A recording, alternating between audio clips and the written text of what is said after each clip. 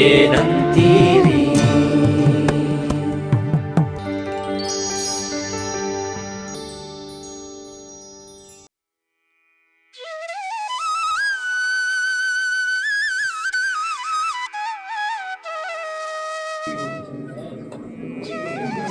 ओम मरुत्सोत्पन्नो गन्धाढ्यो गन्धोत्तमः आत्मे सर्वदेवानां धूपोऽयं सदृग्यताम्।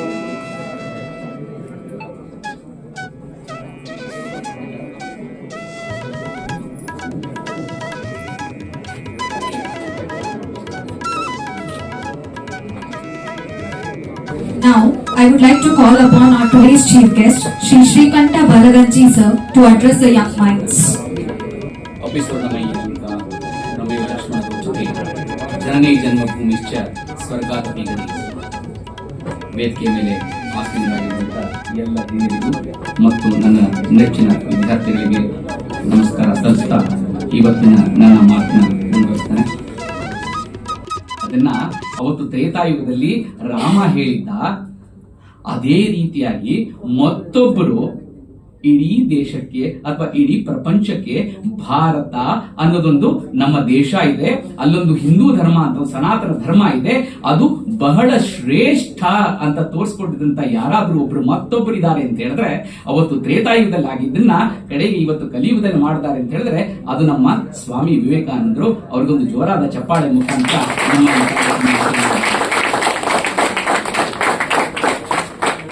ಸ್ವಾಮಿ ವಿವೇಕಾನಂದ ಹೇಳಿದ್ರು, ಏಳಿ ಎದ್ದೇಳಿ ಗುರಿ ನಿಲ್ಲುವವರೆಗೂ ಹೋರಾಡಿ ಅಂತ ಹೇಳಿದ್ರು. ಅಂದ್ರೆ ಏಳಿ ಎದ್ದೇಳಿ ಅಂದ್ರೆ ಇವಾಗ ಎದ್ದು ಓಡಾಡ್ಬಿಡ್ಬೇಡಿ, ಕೂತ್ಕೊಳ್ಳಿ ಇನ್ನೊಂದು ಅರ್ಧ ಗಂಟೆವರೆಗೂ ಅಷ್ಟೇನೆ. ಯಾಕೆಂತ ಹೇಳಿದ್ರೆ ಈ ಅರ್ಧ ಗಂಟೆಯಲ್ಲಿ ನೀವು ಕೇಳಿದಿರಂತ ನೀವು ನೋಡ್ತಿರುವಂತ ವಿವೇಕಾನಂದರನ್ನ ನಿಮ್ಮ ಮುಂದೆ ಹೇಳಕ್ಕೆ ಇಷ್ಟಪಡ್ತೀನಿ. ನಿಮ್ಗೊಂದು ಕುತೂಹಲಕಾರಿಗಳ ವಿಷಯಗಳನ್ನ ತಿಳಿಸ್ತೀನಿ. ಹಾಗಾಗಿ ದಯವಿಟ್ಟು ನಿಮ್ಮ ಎಲ್ಲ ಮೊಬೈಲ್ಗಳನ್ನ ಆಫ್ ಮಾಡಿ ನಿಮ್ಮ ಮನಸ್ಸುಗಳನ್ನ ಈ ಕಡೆ ಬಿಡಿ. ಇನ್ನು 1 ಗಂಟೆ ಇನ್ನು ಅರ್ಧ ಗಂಟೆ ನಿಮಗೆ ವಿವೇಕಾನಂದರನ್ನ ಸಂಪೂರ್ಣವಾಗಿ ಎಷ್ಟಾಗುತ್ತೋ ಅಷ್ಟನ್ನು ನಿಮ್ಮ ಮುಂದೆ ನಾನು ತೆರೆದಕ್ಕೆ ಇಷ್ಟಪಡ್ತೇನೆ. ನಾನು ಅವ್ರನ್ನ ಬಾಲ್ಯಗಳಲ್ಲಿ ಒಂದೊಂದೇ ಪ್ರಸಂಗಗಳು ಹೇಳ್ಕೊಂತಾ ಹೋಗ್ತೀನಿ. ಆ ಪ್ರಸಂಗದ ಮುಖಾಂತರ ಅವ್ರು ನಾವು ಏನ್ ಕಲಿಬಹುದು ಅಂದ್ರೆ ಯುವಕರು ಏನ್ ಕಲಿಬಹುದು ಅಂತ ಹೇಳ್ತೀನಿ. ನಮ್ಗೆ ಎಲ್ಲರಿಗೂ ಗೊತ್ತು, ಮನೆಯೇ ಮೊದಲ ಪಾಠಶಾಲೆ, ತಾಯಿ ತಂದೆಯ ಮೊದಲ ಗುರುಗಳು ಅಂತ. ಹಾಗೇನೆ ವಿವೇಕಾನಂದರಿಗೂ ಅಷ್ಟೇನೆ. ಅವಾಗ ವಿವೇಕಾನಂದ ಅಂತ ಆಗಿರ್ಲಿಲ್ಲ, ಅವ್ರ ಹೆಸರು ನರೇಂದ್ರ ದತ್ತ ಅಂತಿತ್ತು. ಅವ್ರ ತಂದೆ ಖ್ಯಾತ ವಕೀಲರಾಗಿದ್ರು. ಆಗಿನ ಕಾಲದಲ್ಲಿ ಹಣಕಾಸುಗಳಿಗೆ ಅವ್ರಿಗೇನು ತೊಂದರೆ ಇರಲಿಲ್ಲ, ತುಂಬಾ ಚೆನ್ನಾಗಿರ್ತಿತ್ತು. ಅವತ್ತಿಂದ ಇನ್ನೂ ಕಾರುಗಳೆಲ್ಲ ಇರಲಿಲ್ಲ.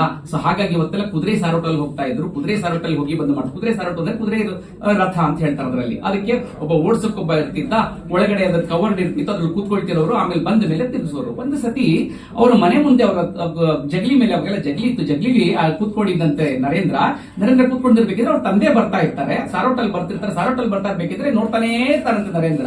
ಅವಾಗ ಅನ್ಸತ್ತಂತೆ ಇವ್ರ ತಂದೆಗೆ, ಏನಿದು ನರೇಂದ್ರ ಇಷ್ಟೊಂದು ನೋಡ್ತಾ ಇದ್ದಾನಲ್ಲ, ಏನು ಓಹೋ ನಾನು ಇಷ್ಟು ಪ್ರಖ್ಯಾತ ವಕೀಲ, ನನಗಿನ್ನ ನಾನು ಜಾಸ್ತಿ ಆಗ್ಬೇಕು, ಅಪ್ಪನಿಂದ ಜಾಸ್ತಿ ಆಗ್ಬೇಕು ಅಂತ ಏನು ಯೋಚನೆ ಮಾಡ್ತಾ ಇದ್ದಾನ ಅಂತ ಹತ್ರ ಬಂದು ಕೇಳಿದ್ರಂತೆ. ಮಗು ಏನಪ್ಪ ಯೋಚನೆ ಮಾಡ್ತಿದ್ಯಾ? ನಾನು ದೊಡ್ಡ ವಕೀಲ, ನೀನ್ ನನಗಿನ್ನ ದೊಡ್ಡ ವಕೀಲನೋ ಅಥವಾ ಒಬ್ರು ಜಡ್ಜ್ ಆಗ್ಬೇಕು ಅಂತ ಯೋಚನೆ ಮಾಡ್ತಿದ್ಯಾ ಅಂತ ಕೇಳಿದ್ರಂತೆ. ಅದಕ್ಕೆ ಅವರ ನರೇಂದ್ರ ಹೇಳಿದಂತೆ, ಇಲ್ಲಪ್ಪ ನನ್ಗೆ ಅದೆಲ್ಲ ಏನು ಅನಿಸ್ತಾ ಇಲ್ಲ, ನಾನು ಮುಂದೆ ಏನಾಗ್ಬೇಕು ಅಂದ್ರೆ ದೊಡ್ಡವನಾದ್ರೆ ಏನಾಗ್ಬೇಕು ಅಂತ ಹೇಳಿದ್ರೆ ಆ ಕುದುರೆ ಓಡಿಸ್ತಿದ್ದಾನಲ್ಲ ಸಾರಥಿ, ಸಾರೋಟ ಓಡಿಸ್ತಿದ್ದಲ್ಲ ಅವನಾಗ್ಬೇಕು ಅಂದ್ರಂತೆ. ಸಹಜವಾಗಿ ಏನನ್ಸುತ್ತೆ ಅಪ್ಪ ಅಮ್ಮನಿಗೆ, ನನ್ ಮಗ ಡಾಕ್ಟರ್ ಆಗ್ಬೇಕು, ನನ್ ಮಗ ಇಂಜಿನಿಯರ್ ಆಗ್ಬೇಕು, ನನ್ ಮಗ ಚಾರ್ಟರ್ಡ್ ಅಕೌಂಟ್ ಆಗ್ಬೇಕಂದ್ರೆ ಇವನೇನ್ ಹೇಳ್ತಾನೆ, ನಮ್ಗೆ ಕುದುರೆ ಓಡಿಸ್ತೀನಿ ಏನಂತಾರ ಅವಾಗ ಅಪ್ಪ ಅಮ್ಮ ಏನ್ ಮಾಡ್ತಾರೆ, ಎಲ್ಲರ ಅಪ್ಪ ಅಮ್ಮ ಅಂತಾರೆ ಇವರು ಪಠಾರ್ ಅಂತ ಒಂದು ಹೊಡೆದ್ರಂತೆ. ಹೊಡೆದಾಗ ಅವ್ರಿಗೆ ಅಳು ಬಂದು ಒಳಕ್ ಹೋದ್ರಂತೆ. ಹತ್ಕೊಂಡು ಹೋದಾಗ ಅವ್ರ ತಾಯಿ ಕೇಳಿದ್ರಂತೆ, ಯಾಕಪ್ಪ ನರೇಂದ್ರ ಅಳ್ತಾ ಇದೆಯಾ ಅಂತ. ಆ ಕೇಳಿದ್ರಂತೆ, ಅಮ್ಮ ನಾನು ಅಂಬತ್ರ ಹೇಳಿದೆ ಈ ತರ ಏನಾಗ್ಬೇಕು ಅಂತ ಕೇಳಿದ್ರು, ನಾನು ಹೇಳಿದೆ ಕುದುರೆ ಓಡಿಸೋ ಸಾರೋಟಗಾರ ಆಗ್ಬೇಕು ಅಂತ ಹೇಳಿದೆ, ಅದಕ್ಕೆ ಹೊಡೆದು ಬಿಟ್ರು, ಯಾಕೆ ಹೊಡೆದ್ರು ಅಂತ ಗೊತ್ತಾಗಿಲ್ಲ ಅಂತ. ಸಾಧಾರಣವಾಗಿ ತಾಯಿ ಎತ್ತಕ್ಕರಡವಳು ಹೇಳ್ತಾರಂತೆ, ಬಾಯಿಲಿ ಮಗು ಅಂತ ಕರ್ಕೊಂಡೋಗಿ ದೇವಸ್ಥಾನ, ಅವರ ಮನೆಯಲ್ಲಿ ದೇವರ ಮನೆ ಇರುತ್ತಲ್ಲ, ದೇವರ ಮನೆಯಲ್ಲಿ ಕೂಡಿಸ್ತಾರಂತೆ. ದೇವರ ಮನೆಯಲ್ಲಿ ಒಂದು ದೊಡ್ಡದಾದ ಒಂದು ಫೋಟೋ ಇರುತ್ತೆ. ಅಲ್ಲಿ ಏನಂತ ಹೇಳಿದ್ರೆ ಕುರುಕ್ಷೇತ್ರದ ಫೋಟೋ ಇರುತ್ತೆ. ನಮ್ಗೆಲ್ಲರಿಗೂ ಗೊತ್ತು ಕುರುಕ್ಷೇತ್ರದ ಯಾರು. ಕುರುಕ್ಷೇತ್ರದಲ್ಲಿ ಅರ್ಜುನ ರಥದ ಮೇಲೆ ಕುತ್ಕೊಂಡಿದ್ರೆ ಅರ್ಜುನ ಸಾರಥಿ ಯಾರು? ಕೃಷ್ಣ ಇರ್ತಾನೆ. ಅವಾಗ ಹೇಳ್ತಾನೆ, ನೋಡಪ್ಪ ನೀನ್ ಹೇಳಿದ್ರೆ ಏನೂ ತಪ್ಪಿಲ್ಲ, ಸಾರಥಿ ಅನ್ನೋದು ತುಂಬಾ ಅದು ತುಚ್ಛದಲ್ಲ, ಅದು ತುಂಬಾ ಬಹಳ ದೊಡ್ಡದು. ಕುರುಕ್ಷೇತ್ರದಲ್ಲಿ ಏನಲ್ಲಿ ಮುಂದೆ ಕೂತ್ಕೊಂಡು ತನ್ನ ತಂದೆ ತಾಯಿಗಳು, ತನ್ನ ಅಣ್ಣ ತಮ್ಮಂದ್ರು, ತನ್ನ ಅಜ್ಜ ತಾತ ಎಲ್ಲಾರಿದ್ದಾರೆ, ಮಾವಂದ್ರಲ್ಲಿದ್ದಾರೆ, ಅವ್ರ ಮುಂದೆ ಹೇಗೆ ಹೋರಾಟ ಮಾಡಬೇಕು ಅಂತ ಅವನು ನಿಸ್ತೇಜನಾಗಿರ್ಬೇಕಿದ್ರೆ ಅವನಿಗೆ ಕೂತ್ಕೊಂಡು ವಿರಾಟ ರೂಪ ಮಾಡಿ ಭಗವದ್ಗೀತೆಯನ್ನು ಹೇಗೆ ಅವನು ತೋರಿಸಿ ನಮಗೆ ಭಗವದ್ಗೀತೆ ಕೊಟ್ಟನೋ, ಹಾಗೆ ನೀನು ಮುಂದೆ ಒಂದು ದೊಡ್ಡದಾದ ಸಾರಥಿ ಆಗ್ಬೇಕು. ಯಾವ ರೀತಿ ಸಾರಥಿ ಆಗ್ಬೇಕು ಅಂದ್ರೆ ಇಡೀ ದೇಶಕ್ಕೆ ನೀನು ಮಾರ್ಗದರ್ಶಿಯಾಗುವಂತ ಸಾರಥಿ ಆಗಬೇಕು, ಇಡೀ ದೇಶ ನಿನ್ನ ಮುನ್ನಡೆಸ್ಕೊಂಡು ಹೋಗ್ಬೇಕು ಅಂತ ಅವತ್ತು ಅವ್ರ ತಾಯಿ ಹೇಳಿದ್ರಂತೆ. ಇವತ್ತಿನ ದಿವಸ ಅದು ಖಂಡಿತವಾಗ್ಲೂ ನಿಜ ಆಗಿದೆ ಅಂತ ಹೇಳಿದ್ರೆ ತಪ್ಪಾಗ್ಲಾರ್ದು. ಹಾಗಾಗಿ ಅವರ ತಾಯಿ ಯಾರಿದ್ರೆ ಭುವನೇಶ್ವರಿ ದೇವಿ, ಅವ್ರಿಗೊಂದು ಜೋರಾದ ಚಪ್ಪಾಳೆ ಬರಲಿ. ಯಾಕಂತಂದ್ರೆ ಮನೆಯಲ್ಲಿ ನಾವು ಏನೇ ತಪ್ಪು ಮಾಡೋದು ಅದಕ್ಕೆ ತಾಯಿ ಹೇಳ್ಕೊಡ್ತಾರೆ. ಏನ್ ಹೇಳ್ಕೊಟ್ರೆ ನಿಮ್ಮ ಅಪ್ಪ ಅಮ್ಮ ಅಂತ ಹೇಳ್ತಾರೆ. ಅವತ್ತು ಆಕೆ ಹೇಳ್ಕೊಡ್ತಾಳೆ, ಯಾವುದೇ ಕೆಲಸಗಳು ಅದು ತಪ್ಪಲ್ಲ, ಆ ಕೆಲಸ ಯಾವ ರೀತಿಯಿಂದ ಪಾಸಿಟಿವ್ ಆಗಿ ತಗೊಂಡು ಹೋಗ್ತಾರೆ. ಖಂಡಿತವಾಗ್ಲೂ ಮುಂದೆ ಅವ್ರು ಯಾವ ರೀತಿ ನಮ್ಮ ಭಾರತನ ಮುನ್ನಡೆಸ್ಕೊಂಡು ಹೋಗೋದು ಅಂತ ನಾವು ಮುಂದೆ ನೋಡೋಣ. ಅಲ್ಲಿಂದ ಮುಂದೆ ಬರ್ತಾರೆ. ಮುಂದೆ ಬಂದು ಅಂತ ಹೇಳಿದ್ರೆ ಅವ್ರು ಓದ್ನಲ್ಲಿ ತುಂಬಾ ಚೆನ್ನಾಗಿರ್ತಾರೆ. ಅವರು ತುಂಬಾ ಚೆನ್ನಾಗಿ ಒಳ್ಳೊಳ್ಳೆ ಓದ್ತಾ ಇರ್ತಾರೆ. ಯಾಕೆಂದ್ರೆ ಅವ್ರ ಮನೆಗೆ ಓದಕ್ಕೆ ದುಡ್ಡಿಗೆ ಅವ್ರಿಗೆ ಏನು ಹಣಕಾಸಿಗೆ ತೊಂದರೆ ಇರೋದಿಲ್ಲ. ಹಾಗಾಗಿ ಒಳ್ಳೊಳ್ಳೆ ಇನ್ಸ್ಟಿಟ್ಯೂಷನ್ ಅಲ್ಲಿ ಓದ್ತಾ ಇರಬೇಕಿದ್ರೆ ಓದಬೇಕಿದ್ರೆ ಅವ್ರಿಗೆ ಏನಂತ ಹೇಳಿದ್ರೆ ಬೇರೆ ಎಲ್ಲಾ ತರ ಹುಡುಗರ ತರ ಅವ್ರಿಗೆ ಏನೋ ಚಾಲೆಂಜಿಂಗ್ ಇಷ್ಟ ಆಗತ್ತೆ. ಅಂದ್ರೆ ಏನೇ ಆದ್ರೂ ಅವ್ನಿಗೆ ಎಲ್ಲ ನೋಡಬೇಕು ಅಂತ. ಹಾಗಾಗಿ ಏನ್ ಮಾಡ್ತಾರೆ ಅಂದ್ರೆ ಸಣ್ಣಿಕೆಲ್ಲ ಇಷ್ಟ ಆಗಲ್ಲ, ಅದಕ್ಕೆ ದೇಹದಾಢ್ಯ ಮಾಡಬೇಕು ಅಂತ. ಸುಮಾರು ಜನಕ್ಕೆ ಗೊತ್ತಿಲ್ಲ, ಸ್ವಾಮಿ ವಿವೇಕಾನಂದ್ರ ನಾವು ಬರೀ ಅವ್ರ ಆಧ್ಯಾತ್ಮ ಗುರು ಅನ್ಕೊಂಡ್ಬಿಟ್ಟಿರ್ತೀವಿ. ಸ್ವಾಮಿ ವಿವೇಕಾನಂದ್ರ ಇನ್ನೊಂದು ಮಜಲನ್ನ ತೋರಿಸ್ತೀನಿ ನೋಡಿ ನಿಮ್ಗೆ. ಅವ್ರಿಗೆ ಏನಪ್ಪಾ ಅಂತ ಹೇಳಿದ್ರೆ ಅವರಿಗೆ ಬೇರೆಯವ್ರ ತರ ಸುಮ್ಮನೆ ಸಣ್ಣಗಿರಬೇಕು, ಬೇರೆ ತರ ಕಾಲಹರಣ ಮಾಡಬೇಕು ಅಂತ ಇರೋದಿಲ್ಲ. ಒಂದು ನಿಮಿಷನೂ ಅವ್ರ ಕಾಲಹರಣ ಮಾಡ್ತಿರ್ಲಿಲ್ಲ. ಥ್ಯಾಂಕ್ಸ್, ಅವತ್ತಿನ್ನು ಮೊಬೈಲ್ ಇರಲಿಲ್ಲ. ಹಾಗಾಗಿ ಅವರು ಏನಂತ ಹೇಳಿದ್ರೆ ಹೋಗಿ ಪ್ರತಿ ದಿವಸ ಓದ್ತಾ ಇದ್ರು. ಯಾವಾಗ ಸಮಯ ಸಿಕ್ಕಾಗಲ್ಲ ಓದ್ತಾ ಇದ್ರು, ಏನಾದ್ರೂ ಪುಸ್ತಕ ಓದ್ತಾ ಇದ್ರು. ಇಲ್ಲ ಅಂತ ಹೇಳಿದ್ರೆ ಹೋಗಿ ಅಲ್ಲಿ ಗರಡಿ ಮನೆ ಅಂತಿತ್ತು, ಇವಾಗೆಲ್ಲ ಜಿಮ್ ಅಂತ ಏನಿದ್ದೀವಲ್ಲ, ಅವಾಗ ಗರಡಿ ಮನೆ ಅಂತಿತ್ತು. ಗರಡಿ ಮನೇಲಿ ಹೋಗಿ ತಮ್ಮ ದೇಹದಾಢ್ಯ ಮಾಡ್ಕೊಳ್ತಾ ಇದ್ರು. ಅದಲ್ಲದೆ ಅವರು ಒಳ್ಳೆ ಫುಟ್ಬಾಲ್ ಆಟಗಾರರಾಗಿದ್ರು, ಒಳ್ಳೆ ಫುಟ್ಬಾಲ್ ಆಟ ಆಡ್ತಾ ಇದ್ರು. ಇದನ್ನ ಗಮನಿಸಿದಂತ ಅಷ್ಟೊತ್ತಿಗಾಗಲೇ ಭಾರತಕ್ಕೆ ಬ್ರಿಟಿಷರು ಬಂದಿದ್ರು. ಬ್ರಿಟಿಷರು ನಮಗೆ ದೇಶಕ್ಕೆ ನಮ್ಗೆ ಎರಡೇರಡು ತಂದ್ಕೊಟ್ರು. ಒಂದು ಏನಂತ ಹೇಳ್ಕೊಟ್ರೆ ಇಂಗ್ಲಿಷ್ ಕೊಟ್ಟರು, ಎರಡನೇದು ನಮ್ಗೆ ಅವ್ರು ಕೊಟ್ಟಿದ್ದು ಕ್ರಿಕೆಟ್ ಕೊಟ್ಟರು. ಇಂಗ್ಲಿಷ್ ಮತ್ತೆ ಕ್ರಿಕೆಟ್ ಎರಡನ್ನ ಹಾಳು ಮಾಡ್ತಾ ಇದೆ ನಮ್ಮ ದೇಶ ಇವತ್ತು. ಯಾಕೆಂತ ಸಮಯನ ಹಾಳು ಮಾಡ್ತಾ ಇದೆ. ಯಾಕೆಂದ್ರೆ ನಮ್ಮ ಭಾರತದ ದೇಶದ 33 ನಮ್ಮಲ್ಲಿ ಸುಮಾರು ಅಧಿಕೃತವಾಗಿ 1015 ಭಾಷೆಗಳಿದೆ. 1500 ಭಾಷೆಗಳಿದೆ. ಆ ಭಾಷೆಗಳನ್ನೆಲ್ಲ ಹಾಳು ಮಾಡ್ತಾ ಇದೆ ಅಂತ ಇಂಗ್ಲಿಷು. ಮತ್ತೆ ಇನ್ನೊಂದಂದ್ರೆ ಗಂಟೆಗಟ್ಟಲೆ ಕೂತ್ಕೊಂಡು ಕ್ರಿಕೆಟ್ ನೋಡುವಂಥದ್ದು. ಆ ಕ್ರಿಕೆಟ್ ಇತ್ತು. ಸೊ ಆ ಕ್ರಿಕೆಟ್ ಇರಬೇಕಿದ್ರೆ ಅದೇ ತರ ದೇಶಾದ್ಯಂತ ಎಲ್ಲಾ ಕಡೆ ಕ್ರಿಕೆಟ್ ಇರಬೇಕಿದ್ರೆ ಇದರಲ್ಲೂ ಅಷ್ಟೇ, ಕಲ್ಕತ್ತಾದಲ್ಲೂ ಅಷ್ಟೇ ಅವಾಗ್ಲೂ ಒಂದು ದಿ ಟೌನ್ ಕ್ಲಬ್ ಅಂತ ಒಂದು ಕ್ಲಬ್ ಇತ್ತು. ಆ ಕ್ಲಬ್ ಅಲ್ಲಿ ಕ್ರಿಕೆಟ್ ಆಡ್ತಾ ಇದ್ರು. ಮುಂಚೆ ಫುಟ್ಬಾಲ್ ಆಡ್ತಿದ್ರು, ಆಮೇಲೆ ಕ್ರಿಕೆಟ್ ಆಡ್ತಾ ಇದ್ರು. ಅಲ್ಲೇ ಹೇಗಿದ್ರು ಹೇಳಿದ್ನಲ್ಲ ಜಿಮ್ ಅಂತಲ್ಲೇ ಗರಡಿ ಮನೆ ಇತ್ತಂತಲ್ಲ, ಆ ಟೌನ್ ಕ್ಲಬ್ ಅಲ್ಲಿ ಸದಸ್ಯರಾಗಿದ್ರು ನಮ್ಮ ಸ್ವಾಮಿ ವಿವೇಕಾನಂದರು. ಆಗೇನಂತ ಹೇಳಿದ್ರೆ ಅಲ್ಲಿ ಹೋಗ್ಬೇಕಿದ್ರೆ ಹೇಮಚಂದ್ರ ಘೋಷ್ ಅಂತ ಇದ್ರು, ಅವರು ಸ್ವಾತಂತ್ರ್ಯ ಹೋರಾಟಗಾರರು. ಅವ್ರಿಗೆ ಏನಂತ ಹೇಳಿದ್ರೆ ಮುಳ್ಳನ್ನ ಮುಳ್ಳಲ್ಲೇ ತೆಗಿಬೇಕು. ಅಂದ್ರೆ ನಾವೇನೋ ಕಾಲಿಗೆ ಮುಳ್ಳು ಚುಚ್ಕೊಂಡ್ಬಿಟ್ರೆ ಏನ್ ಮಾಡ್ತೀವಿ, ಅದನ್ನ ಇನ್ನೊಂದು ಸೂಚಿನ ಅಥವಾ ಮುಳ್ಳಲ್ಲೇ ತೆಗಿತೀವಲ್ಲ, ಹಾಗೆ ಮುಳ್ಳನ್ನೇ ತೆಗಿಬೇಕು. ಬ್ರಿಟಿಷ್ ಯಾವತ್ತು ನಮಗೆ ಹೇಳ್ಕೊಟ್ರು, ಬ್ರಿಟಿಷ್ ಆಟ ಹೇಳ್ಕೊಟ್ರು, ಅದ್ರ ಮುಖಾಂತರ ಅವ್ರನ್ನ ಸೋಲಿಸಬೇಕು ಅಂತ ಏನ್ ಹೇಳ್ತಾರೆ. ಒಂದ್ಸರಿ ನರೇಂದ್ರ ಹತ್ರ ಹೋಗಿ ಹೇಳ್ತಾನೆ, ನರೇಂದ್ರ ನೀನ್ ಹೇಗಿದ್ರು ಒಳ್ಳೆ ಚೆನ್ನಾಗಿ ದಷ್ಟಪುಷ್ಟವಾಗಿದ್ಯಾ, ನಾವ್ಯಾಕೆ ಅವ್ರನ್ನ ಕ್ರಿಕೆಟ್ ಆಡಬಾರ್ದು, ಕ್ರಿಕೆಟ್ ಆಡಿ ಇಂಗ್ಲೆಂಡ್ ಅವ್ರನ್ನ ಸೋಲಿಸಬಾರ್ದು ಅಂತ. ನಾನು ಈ ಕತೆ ಹೇಳ್ತಾ ಇದ್ರೆ ನಿಮ್ಗೆಲ್ಲರಿಗೂ ಯಾವುದೋ ಒಂದು ಚಿತ್ರದ ಕತೆ ಜ್ಞಾಪಕ ಬರುತ್ತೆ ಅನ್ಸುತ್ತೆ. ಯಾವ ಚಿತ್ರ ಅದು? ಲಗಾನ್. ಹೌದು, ನಿಜ. ಆ ಲಗಾನ್ ಚಿತ್ರದ ಇಲ್ಲೇ ಏನ್ ನಡೆಯುತ್ತಲ್ಲ, ಲಗಾನ್ ಚಿತ್ರದಲ್ಲಿ ಆದ ಹಾಗೇನೆ ಅಲ್ಲೂ ಅಷ್ಟೇ ಅಲ್ಲಿ ಏನು ನಮ್ಗೆ ಕಪ್ಪ ಕಟ್ಟೋದಕ್ಕೋಸ್ಕರ ನನ್ನ ಸೋಲಿಸಿದ್ರೆ ನಿಮ್ಗೆ ತೆರಿಗೆ ಇಲ್ಲ ಅಂತ ಹೇಳ್ತಾರಲ್ಲ, ಅದೇ ರೀತಿ ಬ್ರಿಟಿಷರ್ಸ್ ಸೋಲಿಸಬೇಕು ಅಂತ ಅವರೆಲ್ಲರೂ ಚೆನ್ನಾಗಿ ತಯಾರು ಮಾಡ್ಕೊಳ್ತಾರೆ. ತಯಾರು ಮಾಡ್ಕೊಂಡು ಅದೊಂದು ದಿವಸ ಏನ್ ಮಾಡ್ತಾರೆ ಅಂದ್ರೆ ಭಾರತ ಮತ್ತೆ ಬ್ರಿಟಿಷ್ ಅಂದ್ರೆ ಭಾರತ ಅಂತ ಹೇಳಿದ್ರೆ ಅವತ್ತಿನ ದಿವಸ ಅಲ್ಲಿ ದಿ ಕಲ್ಕತ್ತಾ ಕ್ರಿಕೆಟ್ ಕ್ಲಬ್ ಮತ್ತೆ ಭಾರತದ ಇಂಗ್ಲೆಂಡ್ ಅವ್ರ ಅಲ್ಲಿ ಇರೋ ಜೊತೆ ಒಂದು ಕ್ರಿಕೆಟ್ ಪಂದ್ಯ ಆಗತ್ತೆ. ಆ ಕ್ರಿಕೆಟ್ ಪಂದ್ಯ ಆಡ್ಬೇಕಿದ್ರೆ ನಿಮ್ಗೆ ಎಷ್ಟು ಜನಕ್ಕೆ ಗೊತ್ತೋ ಇಲ್ವೋ, ಅವತ್ತಿನ ದಿವಸ ಏನು ಬೋಲ್ ಮಾಡಕ್ ಹೋಗ್ಬೇಕಿದ್ರೆ ತಿರ್ಗಾ ಅವ್ರು ಹೋಗಿ ಹೇಮಚಂದ್ರ ಸಾಗರ್ ಅವ್ರು ಹೇಳ್ತಾರೆ, ನೋಡಪ್ಪ ಕೃಷ್ಣ ತರ ಹೇಳ್ತಾರೆ ನೋಡು, ನೀನು ಧ್ಯಾನ ಯಾವ್ದು ಬೇರೆ ಎಲ್ಲ ಪಕ್ಕಕ್ಕೆ ಇಟ್ಬಿಡು, ಇವಾಗ ನೀನು ಬೌಲರ್, ನೀನು ಒಳ್ಳೆ ಚೆನ್ನಾಗಿ ಬೋಲ್ ಮಾಡ್ಬೇಕು, ತಾಳ್ಮೆಯಿಂದ ಏಕಾಗ್ರತೆಯಿಂದ ಮಾಡು ಅಂತ ಹೇಳ್ತಾರೆ. ಅದನ್ನ ಅಕ್ಷರಶಃ ಪಾಲಿಸ್ತಾರೆ.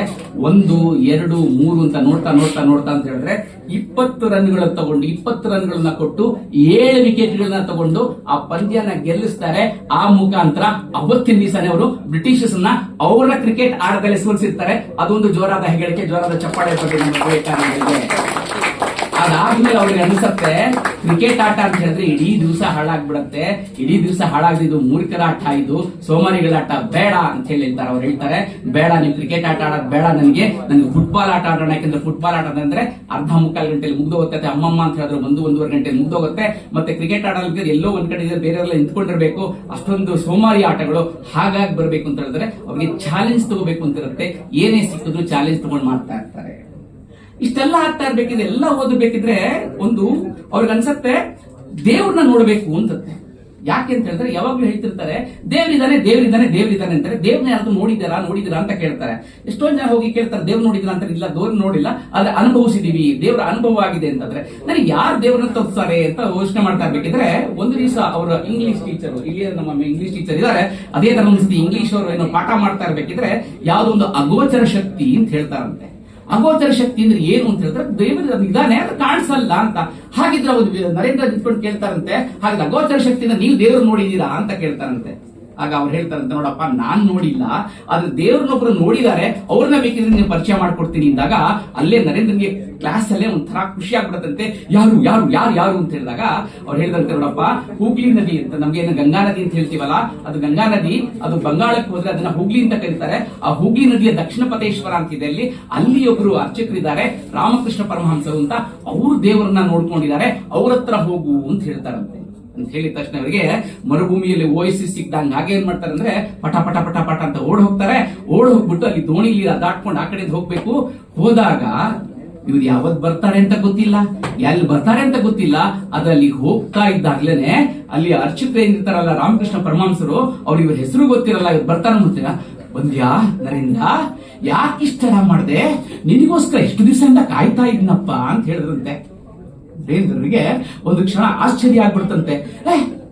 ನಾನು ನೀವು ಬರ್ತೀನಿ ಅಂತ ಗೊತ್ತಿತ್ತ ಅಂತ. ಇಲ್ಲ, ನನ್ನ ಹೆಸರು ಗೊತ್ತಾಯ್ತು ಅಂತ. ಎಲ್ಲ ಭಗವಂತನ ಇಚ್ಛೆ ಅಂದಾಗ ಅವ್ರಿಗೊಂಥರ ಖುಷಿ ಆಗ್ಬಿಡತ್ತಂತೆ.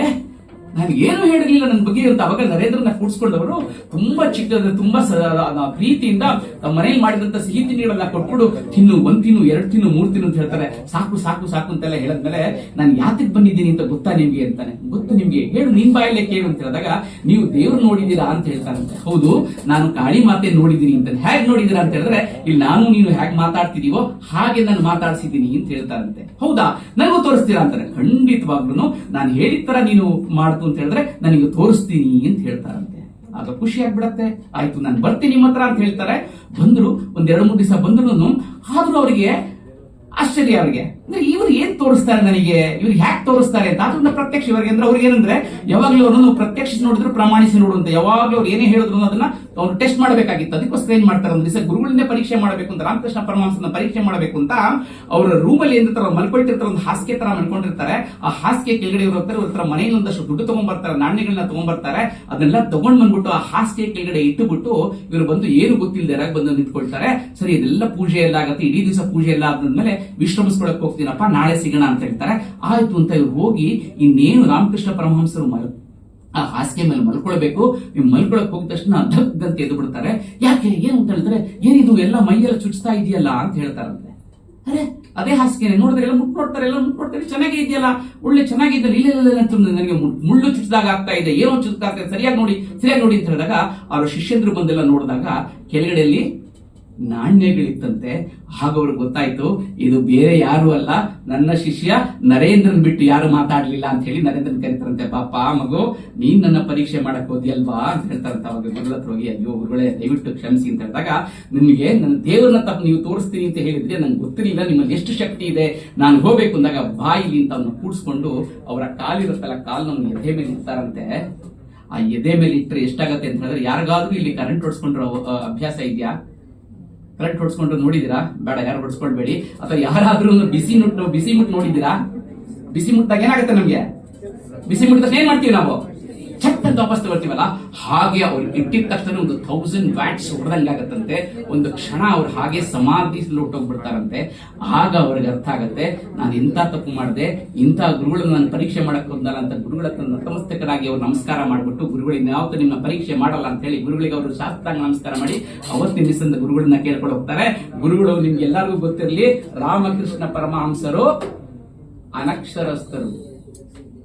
ಒಂದು ಗೊತ್ತಿರಲಿ, ಅಕ್ಷರಸ್ಥ ಬೇರೆ, ಜ್ಞಾನವಂತರು ಬೇರೆ. ಎಲ್ಲರಿಗೂ ಗೊತ್ತಿರಬೇಕು. ಅನಕ್ಷರಸ್ಥರು ಅಂತ ಹೇಳಿದ್ರೆ ಅವ್ರಿಗೆ ಬರೆಯಕ್ಕೂ ಬರ್ತಿರ್ಲಿಲ್ಲ, ಸಹಿ ಮಾಡಕ್ಕೂ ಬರ್ತಿರ್ಲಿಲ್ಲ.